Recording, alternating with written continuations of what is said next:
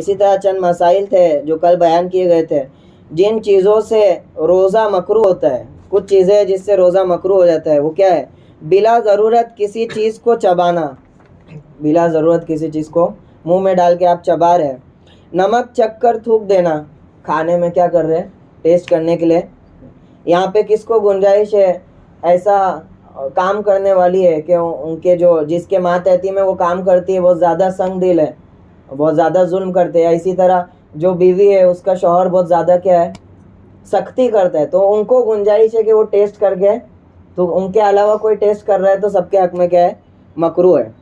Tooth paste یا منجن یا Colgate وغیرہ سے دانت کو کیا کرنا؟ برش وغیرہ کرنا روزے کی حالت میں، کیونکہ اس میں اندیشہ ہے کہ وہ اس کے اثر کیا ہو جائے؟ حلق تک پہنچ جائے، تو سحری میں کر لیا جائے، ہے نا.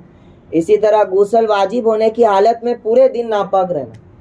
ناپاک تھے آپ لوگ، آپ کو یہ سحری سے پہلے آپ نے روزہ رکھا، آپ جنابت کا غسل تھا کہ فوراً کر لیتے، لیکن پورا دن جو ہے اسی طرح آپ ناپاک، تو یہ بھی مکروہ ہے. اسی طرح سنگی لگانا ایک قسم کی چیز ہے، وہ کسی مریض کو خون دینا، بلڈ ڈونیٹ کرنا، بلڈ آپ کسی کو دے رہے روزے کی حالت میں، یہ بھی کیا ہے؟ مکروہ ہے. غیبت کرنا، کسی کی غیبت کر رہے تو اس سے بھی روزہ کیا ہو جائے گا؟ مکروہ ہو جائے گا. اسی طرح انسان یا جانور کو گالی دینا، برا بھلا کہنا.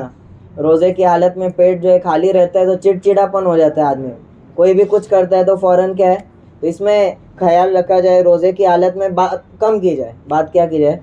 کسی سے تعلق نہیں رکھے گے تو برے کلمات بھی نہیں آئے. ان سب چیزوں سے مکروہ ہو جاتا ہے، یعنی ثواب کم ہو جاتا ہے. البتہ فرض ذمے سے ادا ہو جاتا ہے، یعنی روزے کا ثواب تو آپ کو کما کو نہیں ملے گا، یہ ہوگا کہ روزے کا فرض آپ نے ادا کر دیا.